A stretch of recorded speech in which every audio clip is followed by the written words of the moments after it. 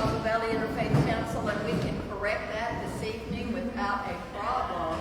If you would like to fill out a membership form, we'd be happy to have you.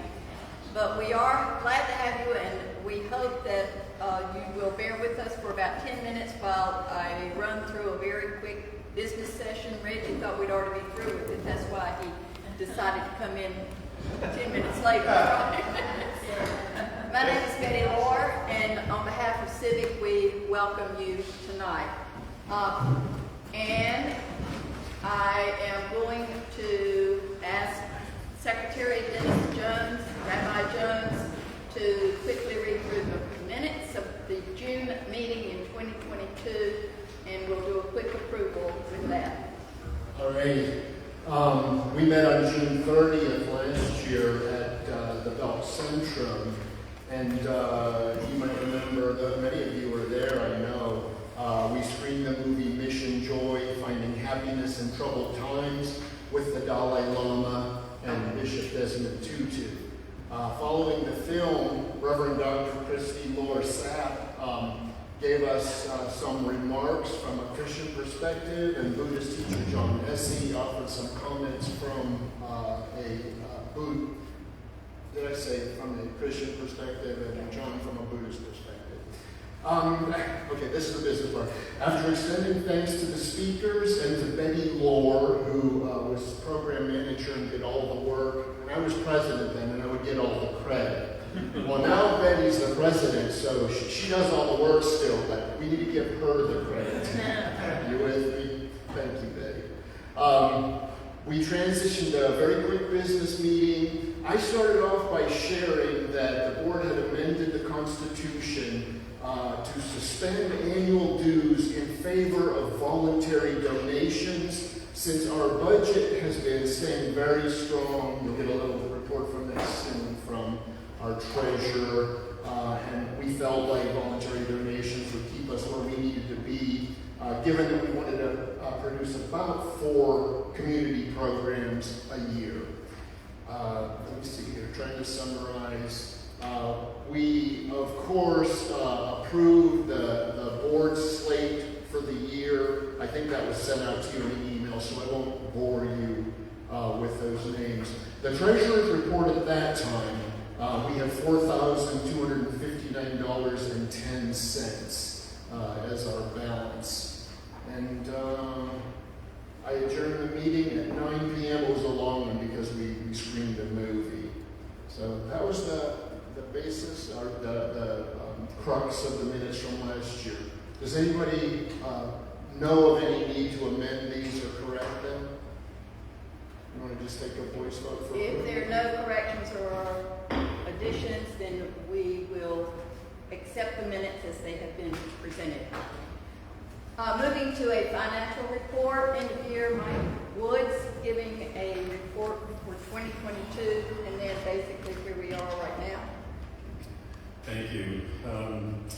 I have a report here and copies of it if you'd like them. We have, in the year of 2022, we received $547 in income, and we had expenditures of $1,032, leaving us with an ending balance at the end of December of $37.0410. So far, year to date, we've received $585 in income, and we have spent $115, and our current balance is $4,174.10. There was a couple of donations that came in today that are not included in this report. That's our report. Any questions to Treasurer Woods? If you'd like a copy of this, I'll have them over here. And they are accepted. Thank you. The only 2 items of business that we are going over this evening, one has to do with electing vacancies to the board, and the other, according to our Constitution, membership does not have to approve changes in the Constitution. That's a board thing. But I am supposed to share substantive changes with you. These changes that the board made in the Constitution had to do with membership dues. And those have been dropped in terms of annual dues being paid every year. That got kind of hard to keep up with.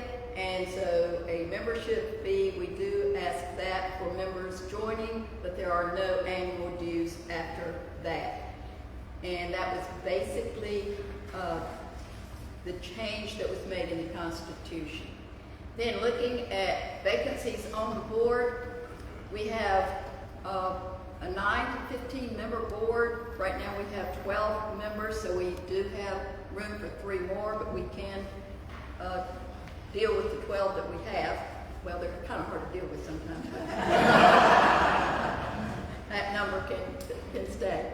We have 5 whose terms are up, who are willing to re-up for another 3-year term, and they are William Keener, Bob Nels, Julie Klein, Reverend Melissa Sparks, and Rabbi Dennis Jones.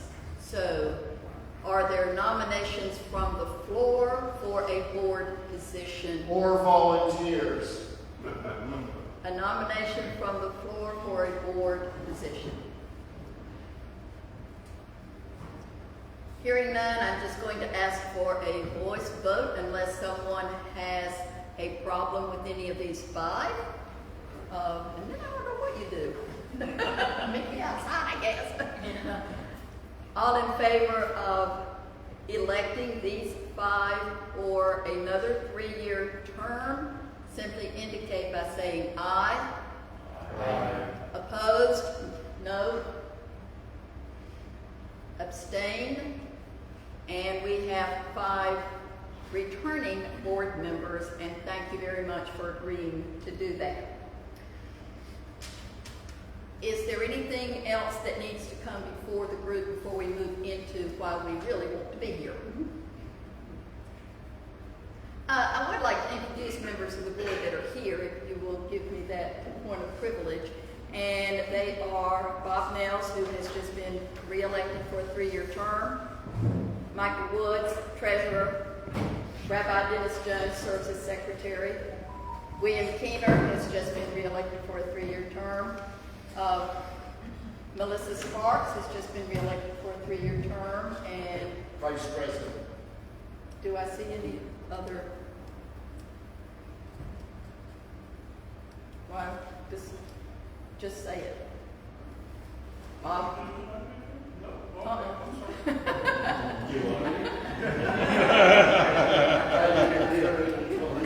We're a very loose board, you can tell.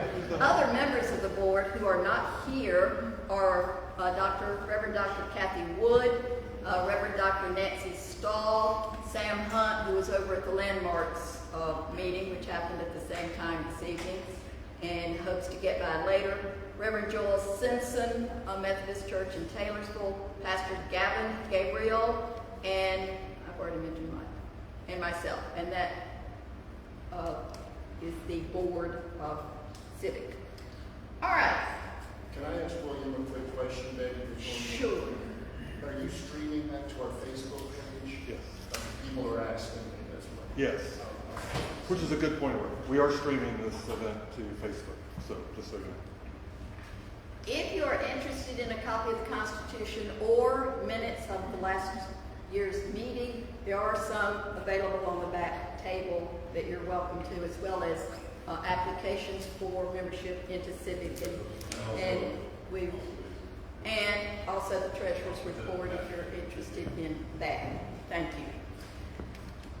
Okay, tonight's program is in connection with the Juneteenth recognition of the freedom of enslaved persons in Texas in 1865, which happened 2 years after the Emancipation Proclamation of January 1st, 1863.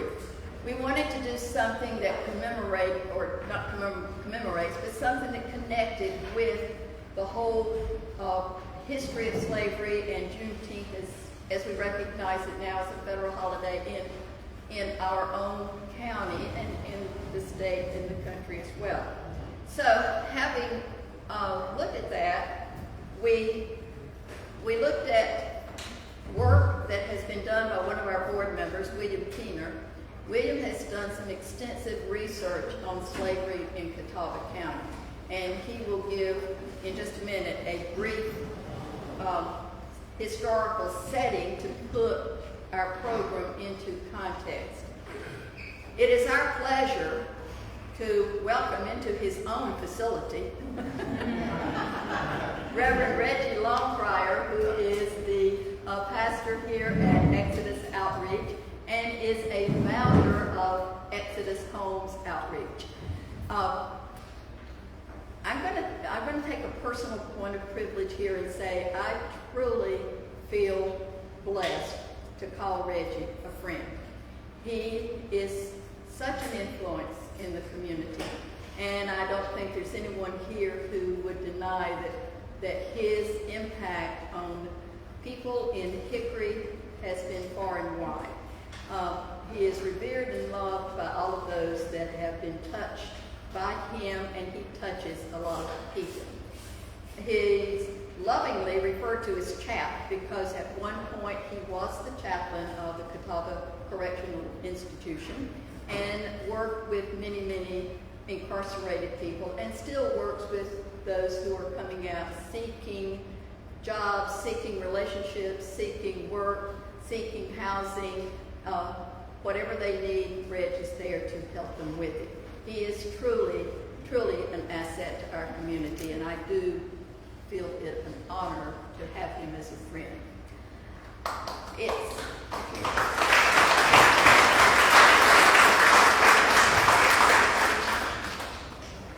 Reg is going to read a first-person narrative that was done, and William will give a little bit more background, by M.L. Bost, Martin Luther Bost of Catawba County, and I'm calling this his theatrical debut. So if there are any Hollywood scouts in the room, you cannot have him. And we really appreciate his taking the time and being willing to do this narrative reading. And Reg, I will ask you to come forward. After the reading is over, we're going to call Reverend Dr. Christy Lore Sapp, who is Lutheran pastor here in Catawba County with St. Andrew's Lutheran Church, and they will have a dialogue concerning not just what has been discussed, but also looking at the Christian conflicts that this kind of story brings out. And there certainly are some conflicts that enslavement bring to the Christian community. So they will have a dialogue, and you will be welcome to have questions if you have some at the end of the reading. So, Mr. Longcrier, Reverend Longcrier, I pass it on to you. Oh, I'm okay. Well, no way. I pass it on to William. Let him say it. I'm sorry. Yes. William's going to give a bit of a historical context. Oh, that's context. And I am planning for this. You guys hear me? I sent myself notes on my phone and email and forgot that I would be live streaming the event. So I'll probably miss a few things. But this handout, which I think most of you have, has some of the source information. I first discovered this particular narrative about 6 years ago, and what struck me at first was the fact that it was not in any of the other historical narratives about our county that I was reading at the time, which includes Pressler's 1954 history of Catawba County, Gary Freeze, the Catawbans. It's not included. Gary assures me that if he was commissioned to do an update to the first volume of the Catawbans, he would definitely include this narrative in the update. They missed it in 1995. But in terms of corroborating the story, one of the things historians like to know about narratives like this is who created them and how did they come to us? Can we trust them? And this narrative kind of, I think, again, based on my history of reading these two historical narratives locally first, the quote that always struck me from the narrative, and I keep coming back to, I put on the cover here, I know folks think the books tell the truth, but they sure don't. And I think the other thing that struck me about the Bost narrative is that it adhered to almost everything I was learning about slavery, Reconstruction, Jim Crow, from other contemporary historical sources. So it conflicted with some of the information in our local historical narratives, but resonated from everything else I've read about history. The story, his personal details also are corroborated. I mean, we've got him on, enslaved people were enumerated, but not by name on the census prior to 1870. He talks about in the narrative how his mom went to work for Solomon Hall. There was a Solomon Hall estate that was being settled during the Civil War in Rowan County. In fact, we find Martin Luther Bost on the census in Rowan County in 1870. That's the first record we find him on the census records after he moved to Asheville, which he talks about in the narrative. And just quickly, some of the, this is just one narrative out of a large collection that was collected by the Works Progress Administration in the 1930s. And they encompass a diversity of perspectives, as you might imagine. There's also a number of limitations to the narrative in particular. They're not, this wasn't written by Martin Luther Bost, right?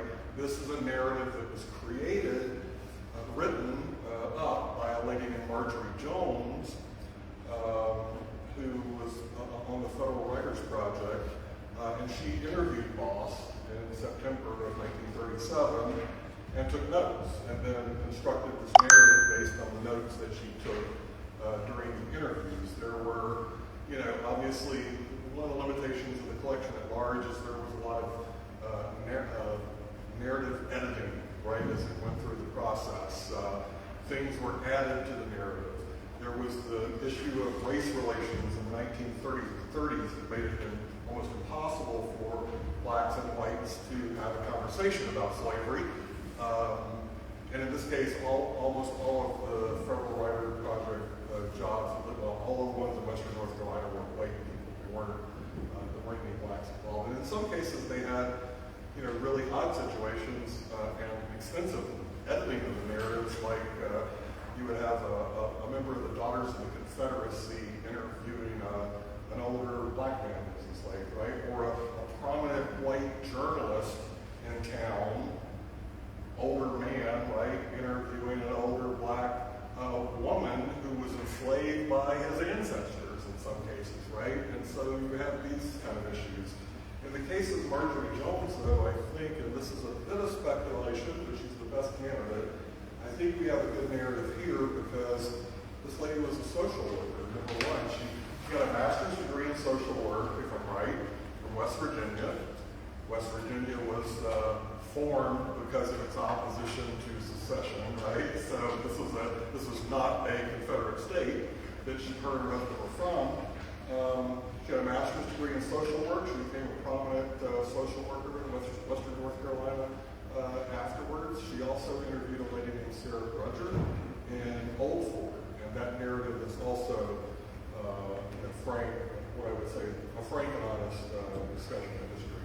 I think the last thing I would say is that there's this was collected during Jim Crow. There's some dehumanizing language. I think Reggie's going to edit one word that we probably don't want to hear anyway. But there's some, it's the late antebellum period is the other thing I would point out. We do have other narratives fairly locally. If you've not heard of Omar bin Said, who was a Muslim scholar who was enslaved. He was brought to Charleston in 1807, escaped and fled to Fayetteville, North Carolina, where they found him writing Arabic on the walls of his cell. So they became a sensation. He was encouraged to write an autobiography in 1830, I think. So earlier antebellum period. Bost narrative is from the later period. He was born in 51, so he would have been 9 years old when the Civil War started. He grew up around, an intense division. The Kansas-Nebraska Act was like a couple of years after he was born. Bleeding Kansas, Dred Scott, abolitionists who weren't welcome around here, right? eventually be a subject to tarred feathers. Abolitionists, there was one, in fact, again, Todd, was a local comment conductor on the Underground Railroad that was in Charlotte a couple of years after Boston was born, and was criticized heavily in the Charlotte paper. But it was a period of intense slavery had abolitionists when this narrative was collected, and eventually here he covers not only the end of antebellum slavery, a little bit about the war, Reconstruction, and into Jim Crow. I think I'll leave it at that and turn it over to everyone. Thank you. Thank you.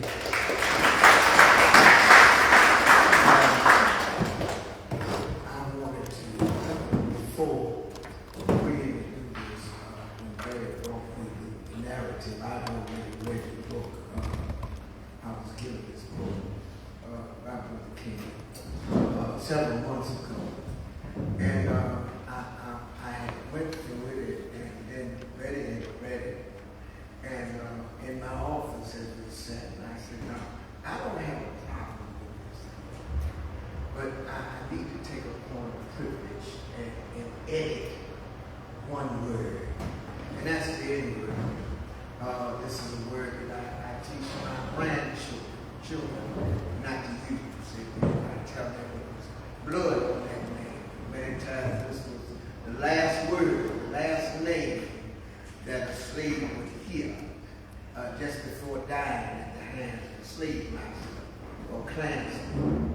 So I don't care to use it, but I'll use the word Negro in place as he spoke during that time. It was culture, it was the way he was programmed, and this is what he heard over and over again, repetitiously. And so he was programmed, even talk like this. So I'll be in and out of character as I read this. Is that all right? That's all right. My master's name was Jonas Bost. He had a hotel in Newton, North Carolina. My mother and grandmother both belonged to the Bost family. My old master had 2 large plantations, one about 3 miles from Newton and another 4 miles away. It took a lot of Negroes to keep the work going on in both. The women folk had to work in the hotel and in the big house in town. Old Mister, she was a good woman. She never allowed the master to buy or sell any slaves. There never was an overseer on the whole plantation. The oldest colored man always looked after the Negroes. We Negroes lived better than the Negroes on the other plantations. Lord, child, I remember when I was a little boy, about 10 years, the speculators come through Newton with droves of slaves. They always stayed at our place. The poor critters nearly froze to death. They always come along on the last of December so that the Negroes would get ready for sale on the first day of January. Many of the time I see 4 or 5 of them chained together. They never have enough clothes on to keep a cat warm. The women never wore anything but a thin dress and a petticoat and one underwear. I've seen ice balls hanging on the bottom of the dresses as they ran along, just like sheep in a pasture for their sheep.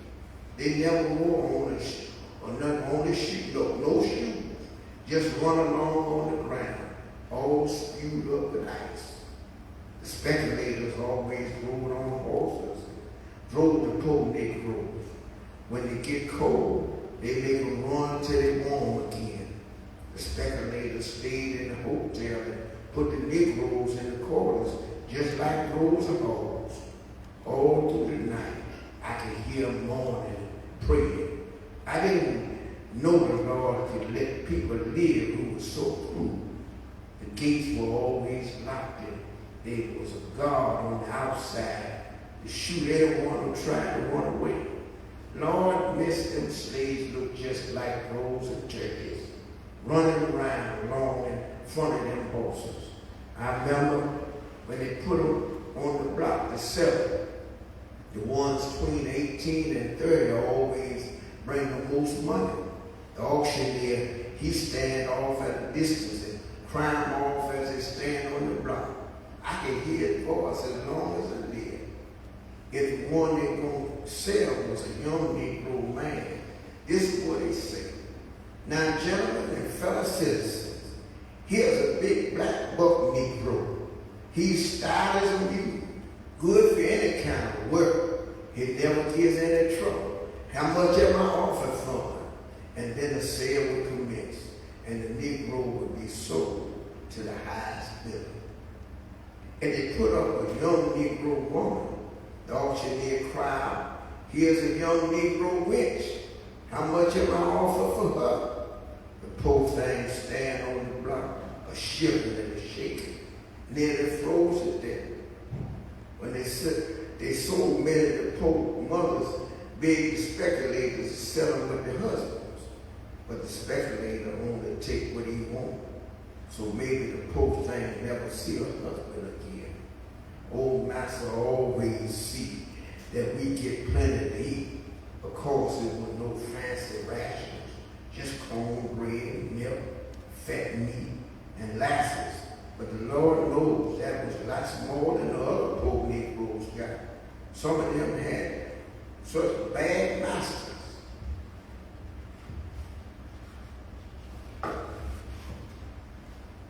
Us poor Negroes never allowed to learn anything. All the reading they ever hear was when they was carried through the big Bible.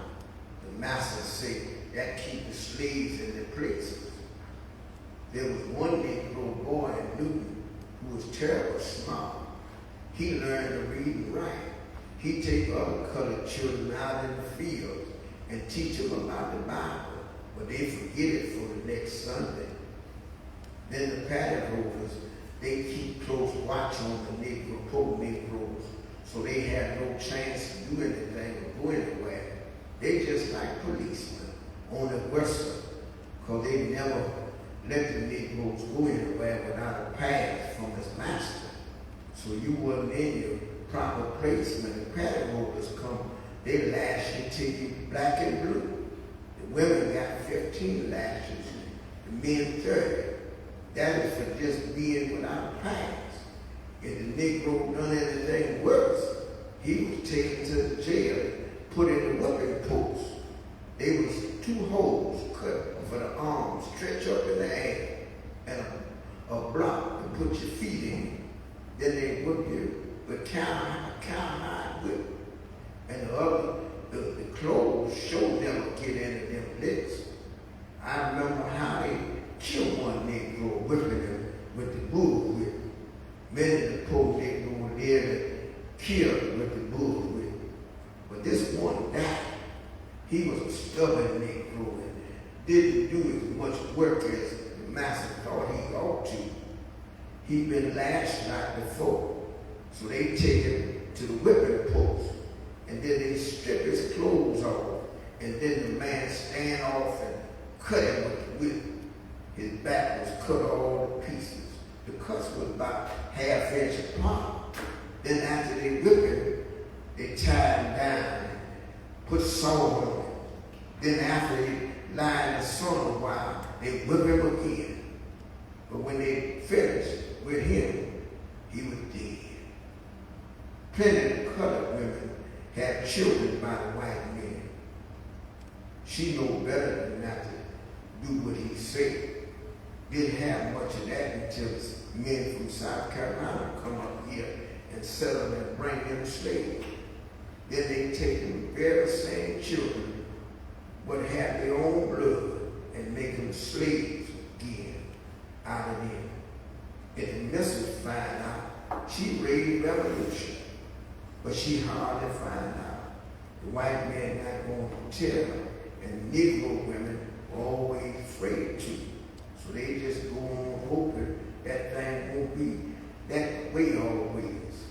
I remember how the driver, he was the man who did most of the whipping. Used to whip some of the Negroes. He would tie their hands together and then put their hand down over the knees. Then take a stick and stick it between the hands and knees. Then when they take hold of them and beat them first on one side and then the other. Us Negroes never have a chance to go to Sunday school or church. White folks fear for Negroes to get in religion and education, but I reckon something inside just told us about God and that there was a better place hereafter. We would sneak off and have prayer meeting. Sometimes the patty holders catch us and beat us good, but that didn't keep us from trying. I remember one old song we used to sing when we meet down in the woods back at the barn. My mother, she sang and prayed to the Lord to deliver us out of slavery. She always said she's thankful she was never sold from her children, and that our master was not so mean as some of the others. But the old song, it went something like this. Oh, mother, let's go down, let's go down, let's go down, let's go down. Oh, mother, let's go down, down in the valley to pray, studying about that good old way. Oh, who shall wear the starry crown? Good Lord, show me the way. Then the other part was just like that, except said father instead of mother, and then sister, and then brother. Then they sang sometime, we camp a while in the wilderness, in the wilderness, in the wilderness. We camp a while in the wilderness, where the Lord makes me happy, and then I'm going home. I don't remember much about the war. There was no fighting done in Newton, just a skirmish or two.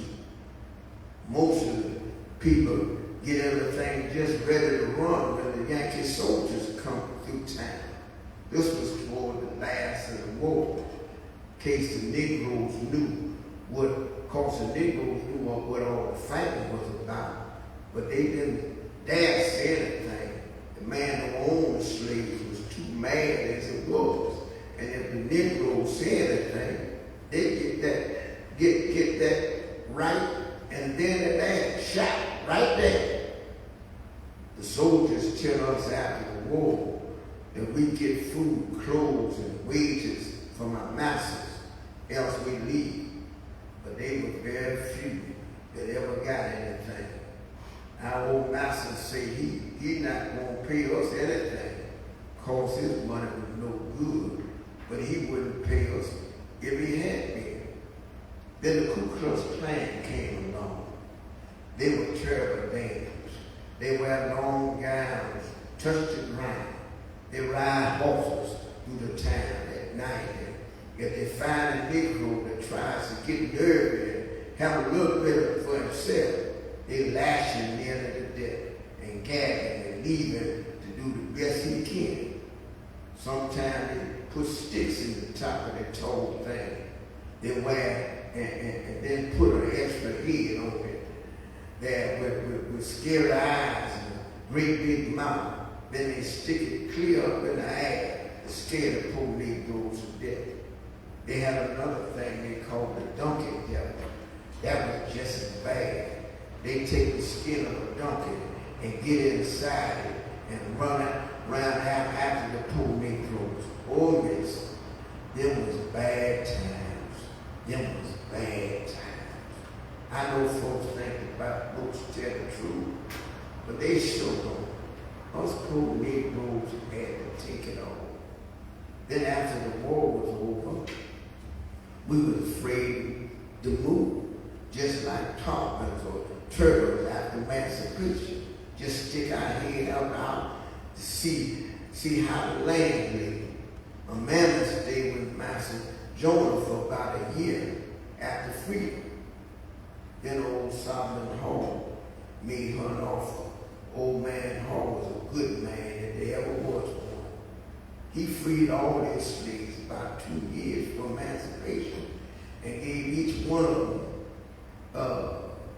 he gave much money when he died.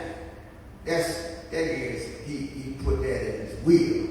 But when he died, his sons and daughters never give anything to the poor Negroes. My mother went to live on the place belonging to the nephew of Solomon Hall. All of her 6 children went with her. Mother, she cooked for the white folks, and the children made crop.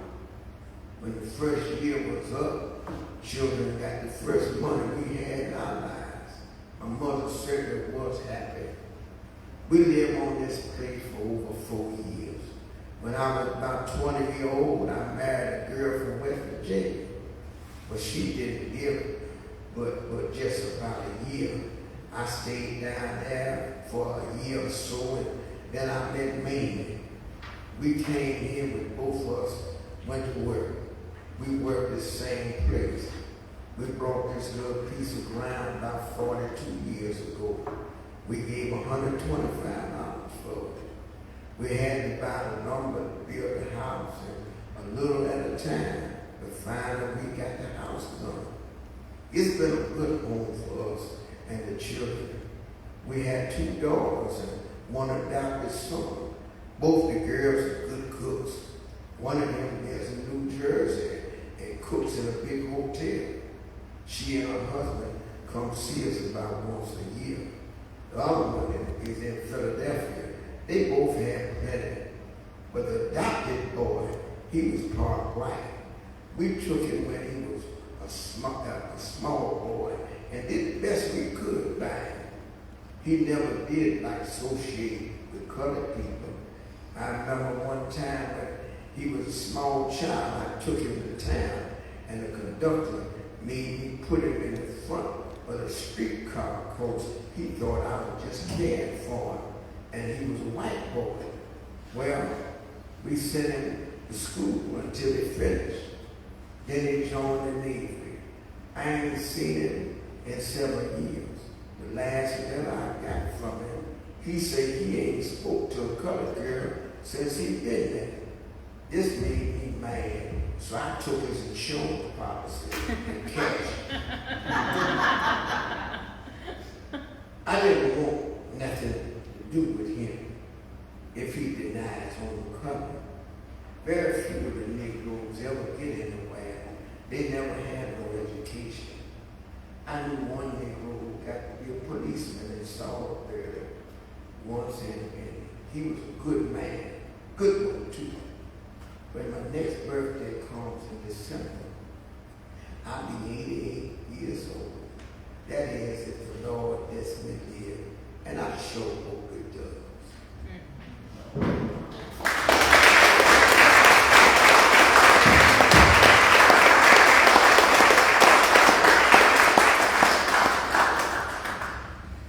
Thank you, Reverend Longcrier. And now we'll call upon the Reverend Dr. Christy Laura Sapp to engage in dialogue. Dr. Sapp earned a PhD in theology from Exeter University in England and has a concentration in Lutheran theology and interfaith religions. Interreligious, oh, whatever. Never get it right.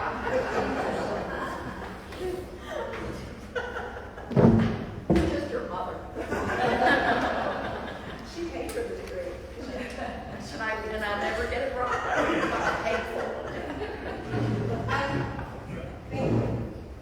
I feel like we just need to take a moment and take a breath before we jump into discussing that, because there was a lot. So let's just each take a second.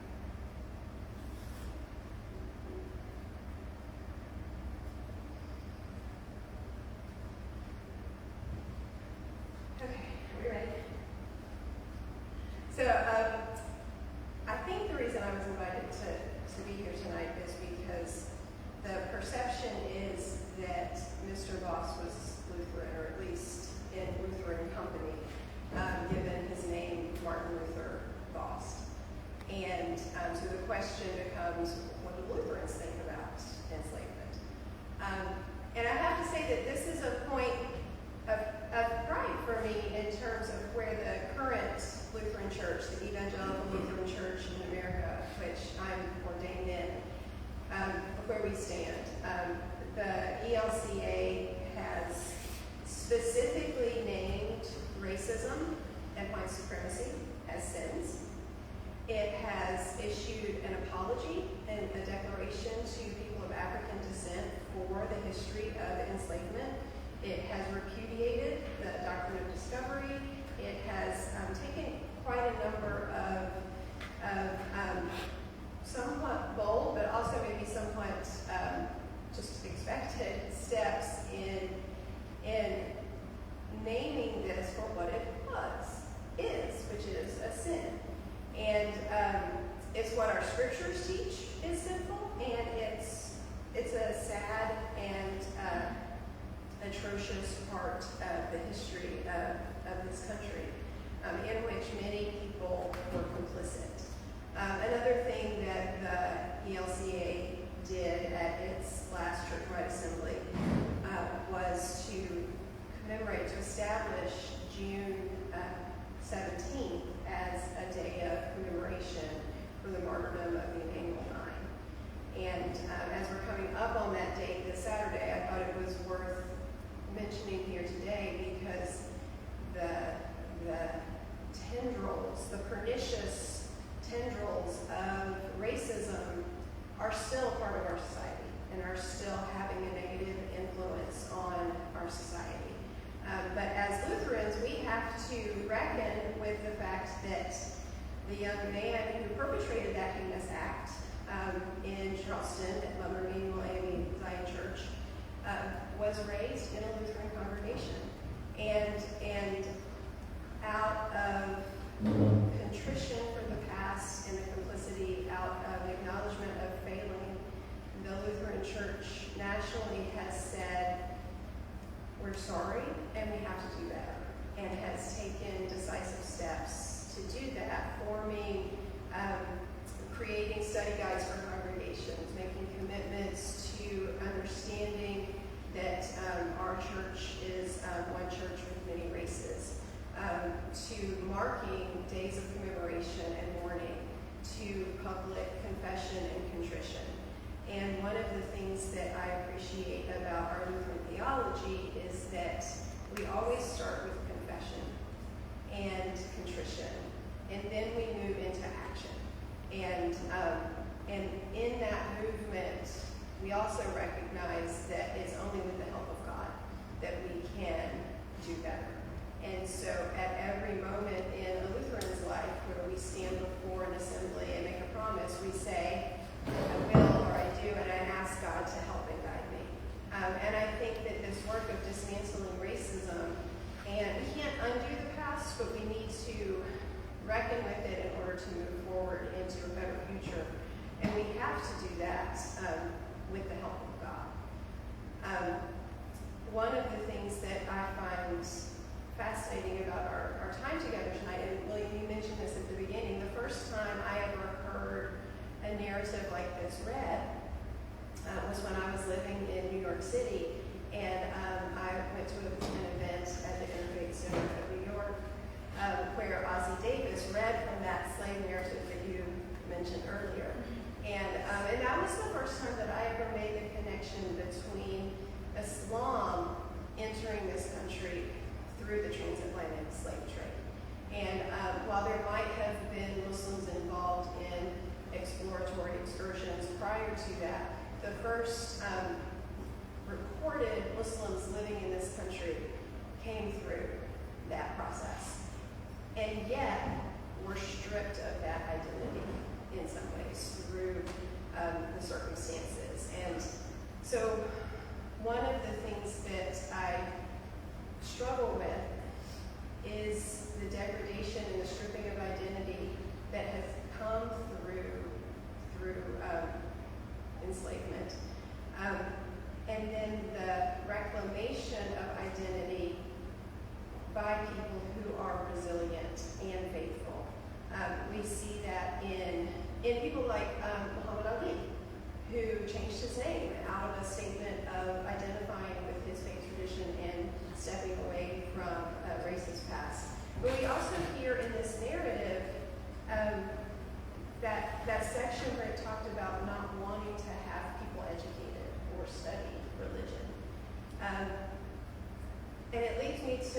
to wonder, Ralph? why would anybody want to affiliate with a tradition that practiced enslavement?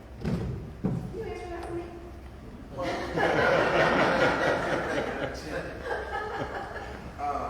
During those times where the slaves were not allowed to read or write. Red, use the mic. Use the mic. Thank you. The greatest crime that a white person could commit was that of teaching a slave how to read. And many times, you know, if there was any reading the Bible, you had a white person, a white preacher that would preach to the slaves, right? And all they would hear was, slaves, obey your master. That was the word that they got. And so it was something on the inside of the slave that it was an unction that made him know better. And especially those that began to learn how to read, they discovered scripture said, like, in Christ Jesus, there's no Greek, no Jew, bond or free, male or female. And this was inclusive of them. And they had church in the bus yard. They went out behind the barn in the woods. And as he had mentioned in the narrative, that many times the paddle rovers would find them when they were out and beat them because they were out sometimes traveling on the plantations, sometimes having church in the woods among themselves. They would listen, and then if there was a gathering of some slaves together, you know, they couldn't gather together except there be a white person meeting with them. There was two more of them together. But then as they learned how to read, and after the Civil War, many of the slaves had learned how to read in various ways. Some of the slave masters taught them how to read. One of the first things they wanted to do was learn the Bible. They wanted to also learn to teach, either because they felt like they would be able to make money. And so this was one of the first professions of the slave, you know, when it came to reading. Everybody, you know, they wanted to learn Greek and Latin. They wanted to learn those things because they felt like they would have an easier way of life. And so many times they would feel like they had a calling. And this is something you may want to know. Many times they felt they were called. Once they learned how to read, they were called to preach. And they might be somewhere and just fell on the floor. And as if they were struck by a bullet. And they would lay there speechless, would not move for hours and on end. And they would look at that as a call. And if they declined the call, they'd wait for it to happen again. They fall on the floor. And after about 3 times, they would yield to the call of ministry, you know. And then as time went on, people got better and what have you, got educated.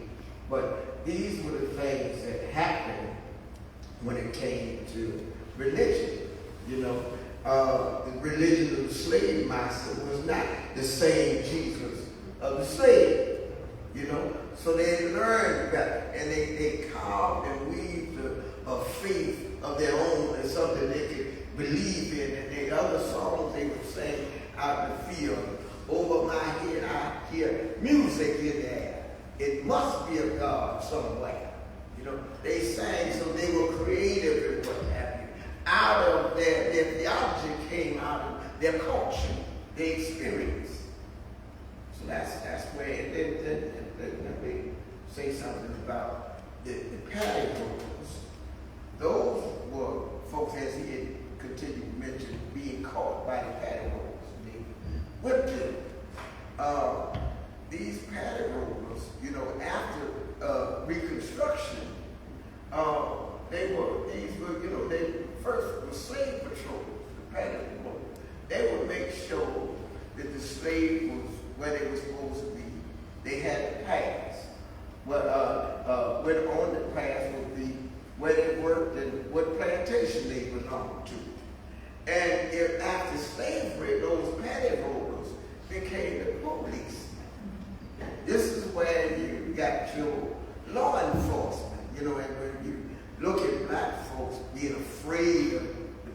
movies and having to give the story, tell the young folk when you see an officer and you encounter one, you give him your name, you don't want to act threatening. Your physicality could be threatening, you know. And this is a carryover from those days there. So now they had what they call vacancy laws, you know, doing Reconstruction. When those same people, they would check you out, and they was to make sure your character and your conduct was coordinated properly. You wouldn't get out of hand and whatnot. But then many of them became Klansmen, and they wanted to make sure that they didn't have any political influence, especially after Reconstruction. You know, you had black congressmen, you know, black mayors or senators and what have you. We had about 10, 12 years of Reconstruction.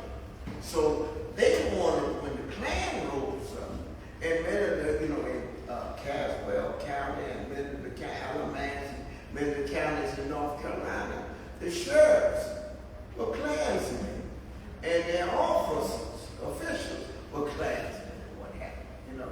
So, but the Klan, those folks made sure that law and order was conducted, and then they were threatening to those acts. That's why we just had a few short years of Reconstruction, until they were threatening, burning, not only just burn crosses, but they burned the churches and schools down. So this was what's going on, you know. So this is the carryover when we're fearful about law enforcement and what have you. This is the source of the law enforcement. Am I allowed to say that it doesn't feel like we're too far from burning the schools down again today with the way that we're approaching education in this state? And I think that's important, because if you're not allowed to learn anything, if you're never allowed to learn anything, or if your learning is restricted, that's a good word, thank you. Then it becomes a spiral, a downward spiral. I need some hope.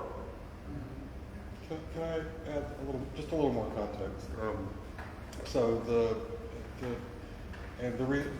reason I suggested you to Betty is, I mean, the name of the Martin Luther Bost, number one, right? Why did his mother name him Martin Luther?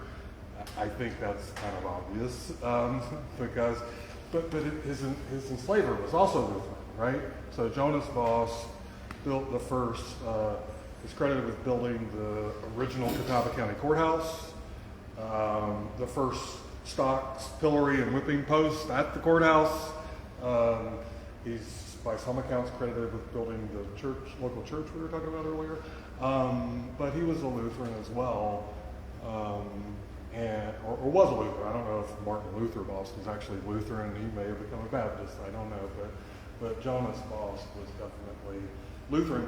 And I think some of about not being able to read and not being able to study the Bible, it's kind of an interesting, and like I said, the slave narratives have this diversity of perspectives that you can even see locally, because we have multiple examples in the area of churches that had slave balconies, right?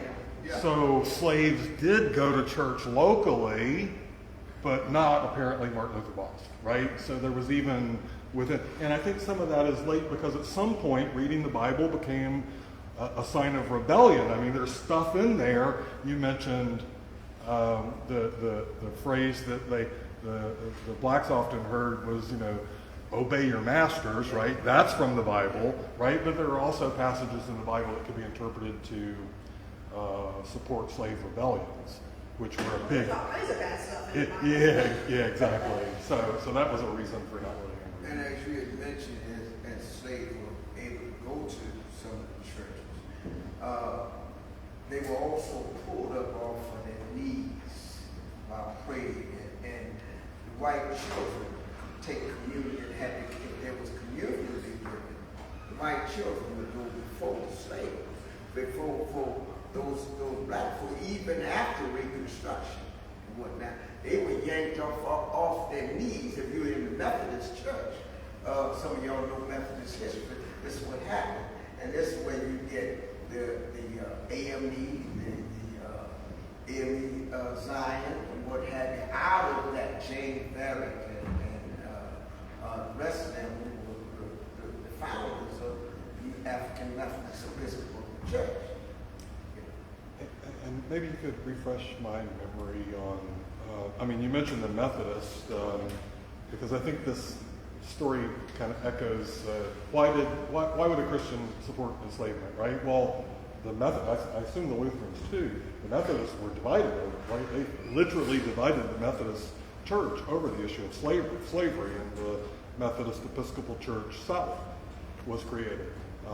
Did the Lutherans have a similar schism? The document I brought already gives us more wisdom. I actually brought a copy of the declaration to the people of African descent that the ELCA published. And there's a paragraph I haven't read yet entitled, "What's the History of Lutherans Related to Slavery?" Gotcha. So I can skim that already, it gives us some more wisdom. I'm assuming they were. The Methodists were notable. The General Synod in 1862 split between North and South over the issue of slavery.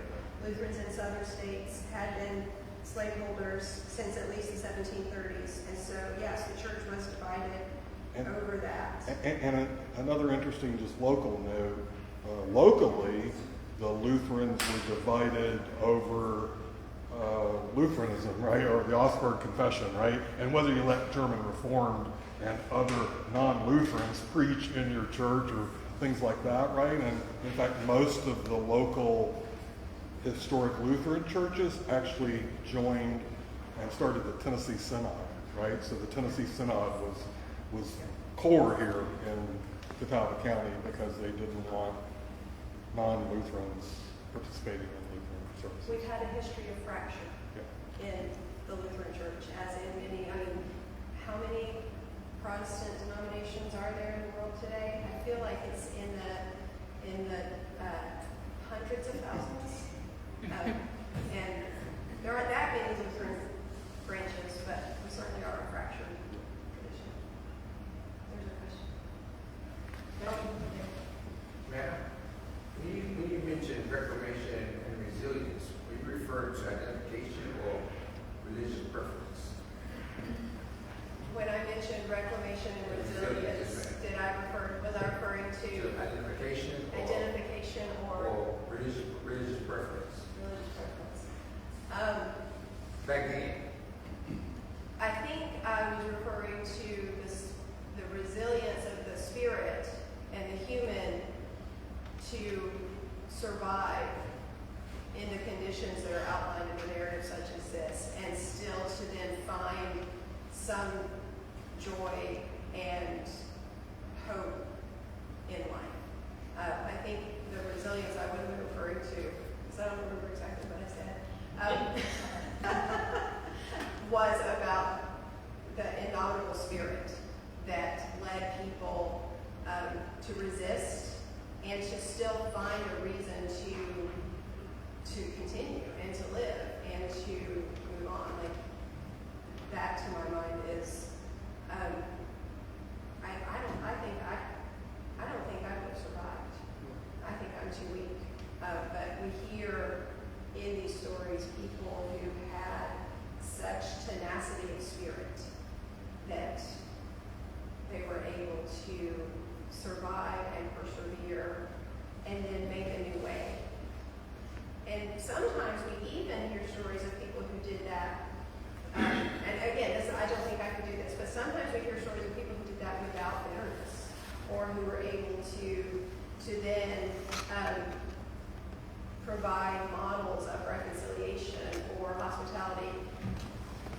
Remember a couple months ago, I don't remember why we were gathered at Morning Star, but you told the story of the guy who led there was a ship, and he helped to steal the ship, and then he went back and bought the property that he had been part of, and then he allowed that master's wife to live on that property. What was his name? I put you on the spot there. Yeah. Because I couldn't remember Right, it. Not Robert Small. Yeah. Small, yeah, Robert yeah, Small, thank Robert you. Small. Yes. Like, I wouldn't have let that woman come. I mean, I'm sorry. I'm petty. But yet, Robert Small is an example of somebody who had this indomitable spirit, but then also welcomed this woman back. And to Reggie's point in your sermon that day, he probably put her in a small room in the back of the house, but still, he didn't leave her homeless. He didn't put her out in the cattle shed. He didn't put her in the place that we hear about in this narrative. Like, that takes a humanity that is impressive. Who's Marjorie here? How does that relate to our current history, what's going on now, with political repression, with trying to discriminate against people from voting? Can you bring some of that up to the current? Yeah, I mean, this is like those of us who know get about history, this is like deja vu all over again. This is what happened during Reconstruction. There was, as I mentioned before, you had black mayors, senators, and judges, and what have you, black Congress, and what have you. And then there was some folks, there was something afoot then to prevent people from voting and what have you. And you heard about the Tulsa massacre and all of that kind of stuff. That all of this is a do-over, so to speak, of what happened then. The ways that we experiencing voter suppression and what have you. This is one of the jobs of the categories of the Klan, to intimidate, especially after Reconstruction, intimidate folk from voting. There was a time after the Civil War that you had the troops over in the South, and you had the Tilton-Hayes Compromise when Hayes was running for president, and was like runoff. And what happened was some folks went to him and said, "Listen, we'll vote for you. We'll get you in, but you do something for us. You pull the troops out of the South." That's what happened. And the troops, nobody got in. The troops were pulled out of the South. So now there were no guardrails, nothing to stop them from suppressing votes and whatnot. This is where, you had the right to vote, but there might be a big jar of jelly beans.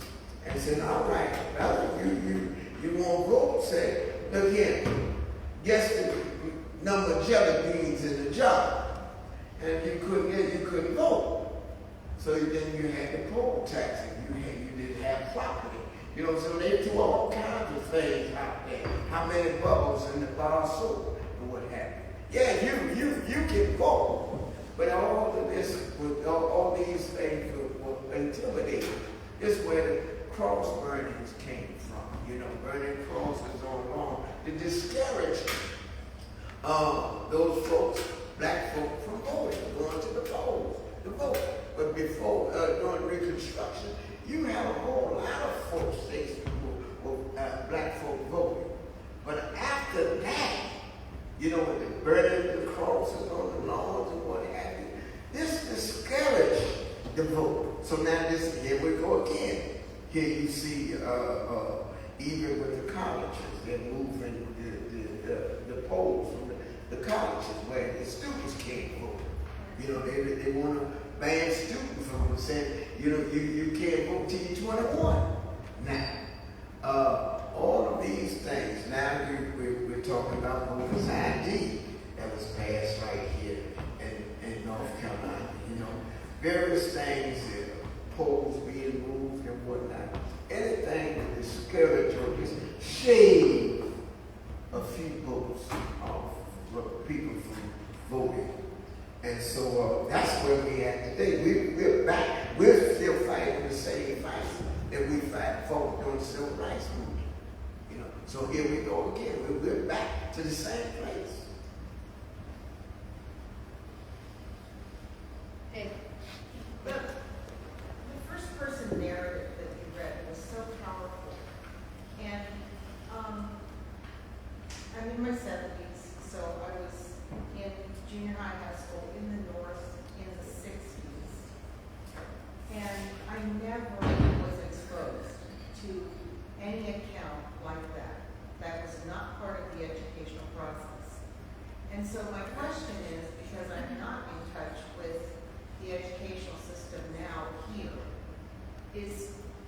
does someone know currently are students in high school in history, are they exposed to that kind of powerful narrative that we just heard?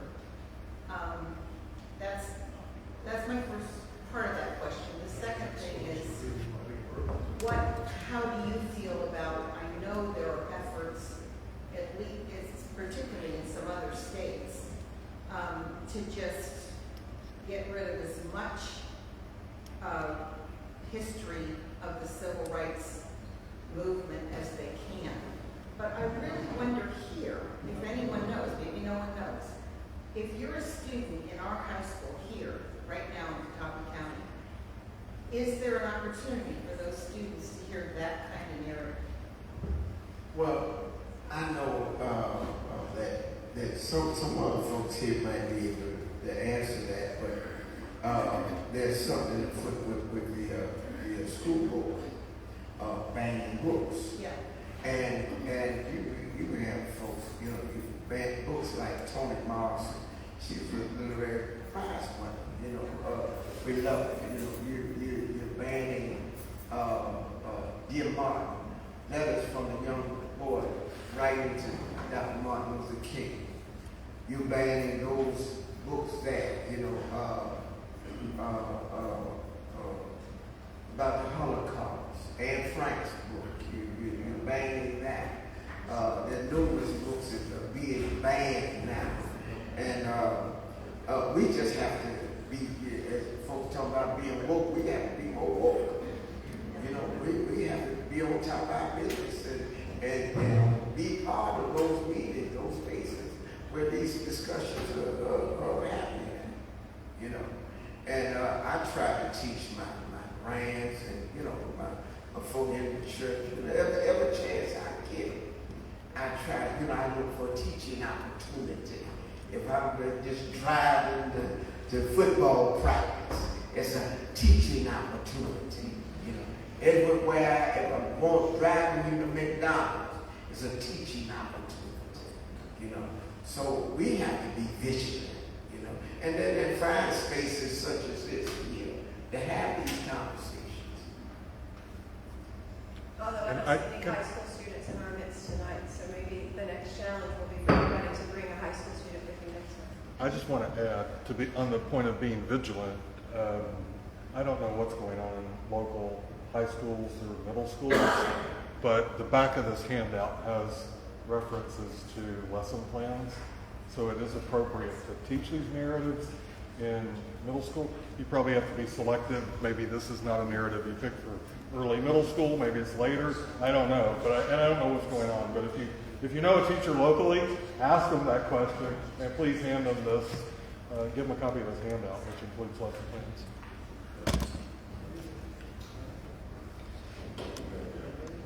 As far as the teaching thing goes, we see in the news all the time about how teachers are under a lot of pressure not to make the truth. As somebody wrote 1690 said, just say what happened.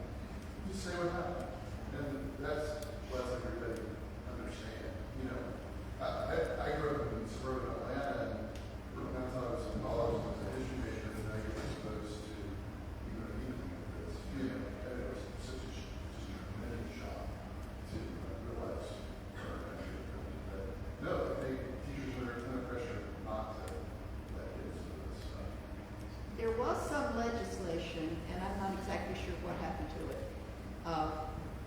there's a lot of legislation out there, but that specifically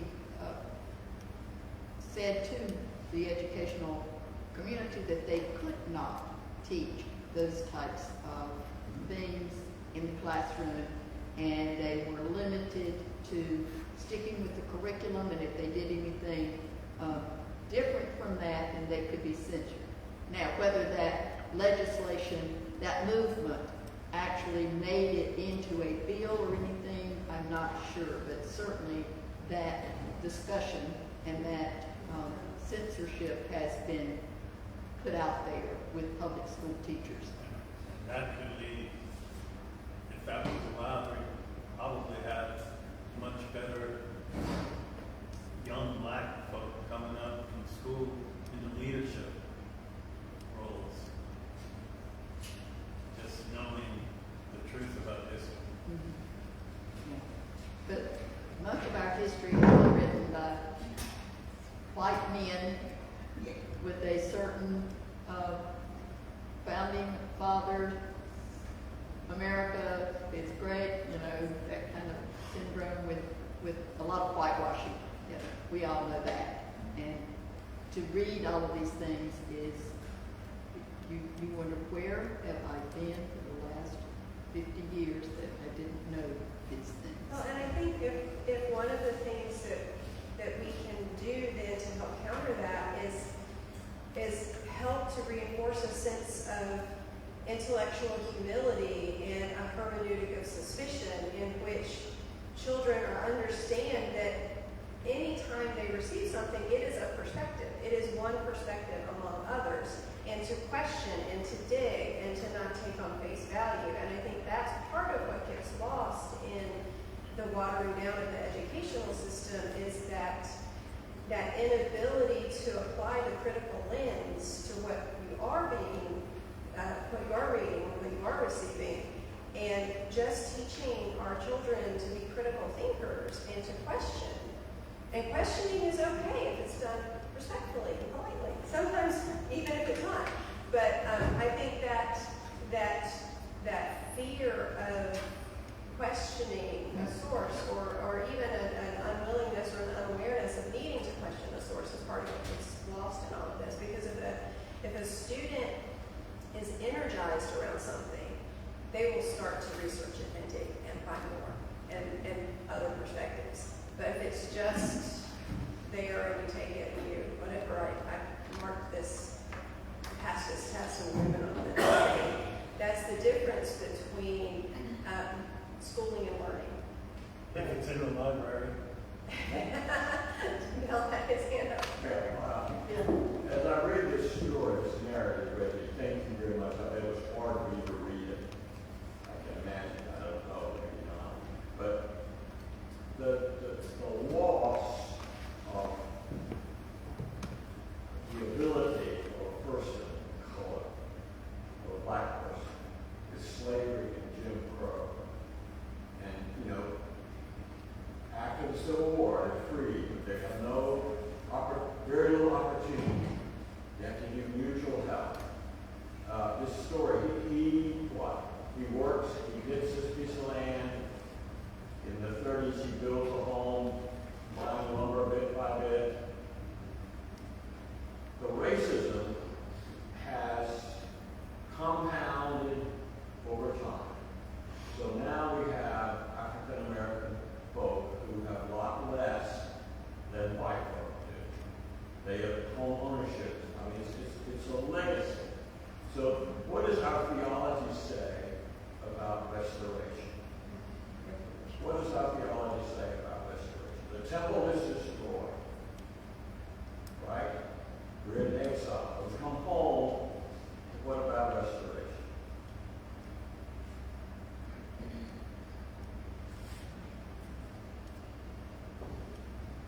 I mean, I'm just throwing it out.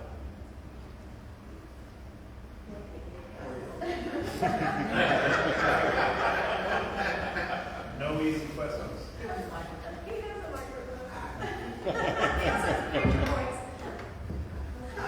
I don't think that there was an answer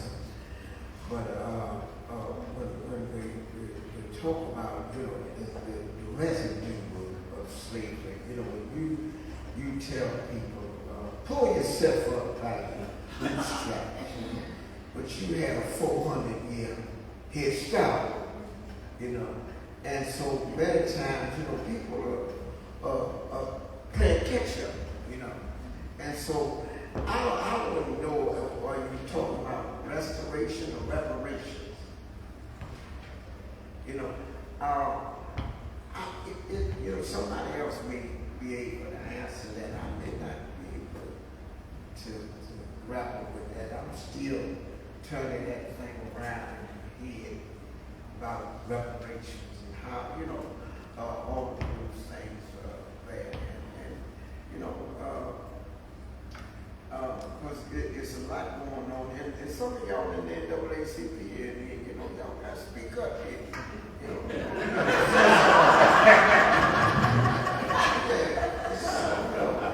raise your hands. Very good move, Reggie. Melissa, I think you had a question. No, I'm trying to answer Bill's question away.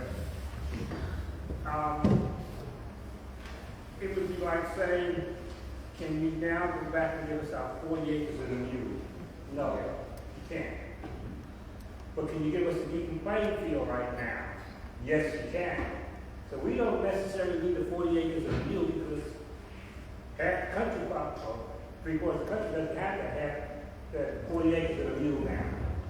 But if you made the playing field equal, in other words, if we can have the same chance to get a loan as everybody else, if we can have a chance to get the same education as everybody else, give us an equal playing field. As you can see, we can do as well as, or even better in some cases, than others. But it has to be an equal playing field, not an unequal playing field. Let me throw something else in there for free. I ain't charging you for this. There was some reparations, and I came to mind when I was listening to you. After slavery, after the Emancipation Proclamation was signed, in Washington, D.C., the slaveholders got $400 for each slave they had. Reparations. What is reparations now? What should reparations look like? And I don't think anybody has a, you know, it's all over the place. You know, you tell this. There's some folks in Asheville right now talking about reparations. They got it down pat. And then there's some other folks talking about reparations. You know, it become in different ways. If you some kind of way of government, it's just like this child tax credit that the president had, you know, that they tried to take off the shelf for college tuitions, you know. Reparations will come in that way, you know. I don't really know. I can't say what, you know, one particular, this is it, or this is it. Somebody knows, but I don't. Maybe one more question. Mike, I think you had your hand up, or Kathy. Just add a little bit about, I retired from the school system, not in Catawba, but in Alexander County, so Dennis. And there are teachers there who do teach this, and they go out of their way to add in those experiences in their classroom. But I would not say that it's part of the curriculum, nor is it encouraged. You just have some, and tended to be the younger teachers, who were brave enough to step out and do those things in their classroom. There were teachers who were brave enough to start a pride club so that, you know, LGBTQ students had someone they could come to and they felt safe with. But it's a microcosm of the rest of the community, because that same school, teachers also put on their door Bible verses about that homosexuality is an abomination. to make sure that those very same students do not come to their classroom. And in public school, one county over, just a few years ago. So, and at the same time, you know, as a school social worker, I got to see the discipline reports because, you know, I would oftentimes have to meet with some of those students. And I saw time and time again, and I had great administrators who didn't consciously make this choice, but for percentage of African American students in the school, their suspension rates are way above white kids for the exact same behaviors. Teachers would be rougher on the black students coming in, like, well, why are you late for class? You go down to the office. White kid might walk in and, oh, well, Johnny, I go to church with his mom. You go ahead and sit down. So there is still that there. There is that pipeline from school to prison. It still happens. It's happening every day. It's happening right now. And that we have to be aware of that. Is administration still coming down on teachers who are... Our administrators at the time went to bat for us with those types of issues, but they also, I gotta tell you, got blackballed and ended up having to leave. And I fear things like what's happening in Florida and the way teachers are just getting paranoid. I could be charged with a felony. Yeah. It's going to spread, and if we don't step up and start really insisting that we want history taught accurately, and we want equal rights for everyone, and it needs to start in kindergarten and forward, and it has to be all the way through. And I just feel like we're going backwards right now. I So feel we like should speak up at things are school. gonna get worse. Yes. Okay. There's a group that's already organized called the Catawba Valley Freedom Readers. And so their meeting initially was kind of reactive to, you know, concern about the book banning, but I think there's a desire to be more proactive and think, you know, how can we who have these shared values really advocate strongly for educational freedom and sorry. He was wondering if anyone saw my hand, I think. Ida. Go for it. Two things. One, having been a teacher, teachers can't teach what they don't have access to, what they don't know, what they have been taught. So that's, and also, we've all been programmed to believe certain ways. And some well-meaning teachers just may not believe that black people can. And that, or that they shouldn't have to make special effort to include and encourage all students. It's easy to teach students who learning comes easy to. And I should say learning in school. Because school is not necessarily designed for all students to learn. The other thing is in terms of Mary's idea about making the playing ground level. I agree, except how do you do that? People have, and systems have been developed which are designed to make certain things happen and to make other things not happen. How long would it take to make, say, all banks, for example, and all bank employees, tellers, whatever, believe and make an effort to make loans equally available? I don't want to be a pessimist, but I don't see how it's going to happen anytime soon. And that's too bad. I almost think that if we were all given 40 acres and who knew we might be more on the same level. I hate to say it, but Marvin. Let me make one second. Laws are sometimes brought to be passed And when we know those laws are going to help to equalize things, we have to vote and be certain that those laws do pass. That's how you make the playing field equal. You know, when my father came out of World War II in the GI Bill, he was not able to get the GI. He fought in World War II. But afterwards, later on down the line, they made it so that all soldiers coming out had the equal right to get those things. So it's a matter of us not falling into the trap of those who want to receive this country.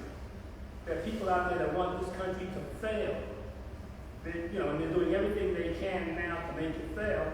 And if we don't speak up, if we don't vote, if we don't do the things, when we hear people say things, then it's not going to come equal. But when these laws come up, then we have to speak out, we have to vote for it. It's not going to happen overnight. But little by little, you know, it's like, what's that? The old days, really hop, 2 steps forward, 1 step back, 2 steps forward. Whichever way it went. 1 step forward, 2 steps back. You know, whatever it is. That's how you're going to try to get things on an equal basis. They have become better, but not, you know, to the point that they should be. The other statement I want to make is something that when you're reading that lately, I heard when Mr. Bost said, they didn't teach me about God, we knew.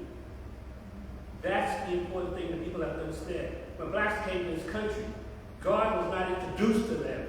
They knew God from where they came from.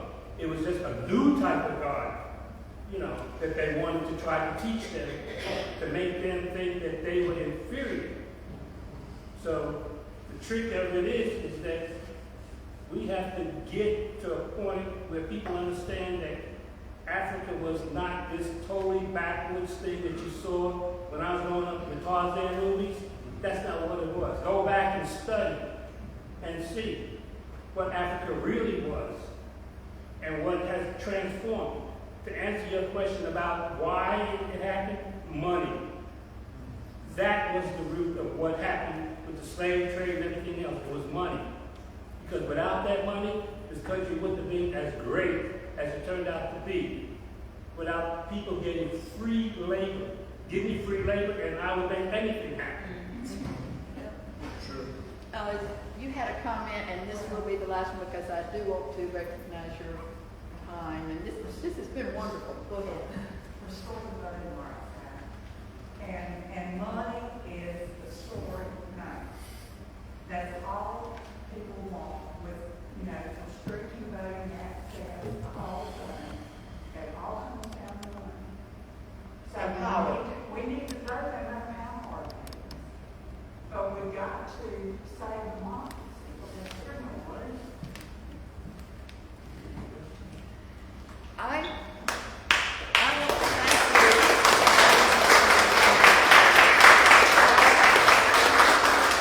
thank you for leading this.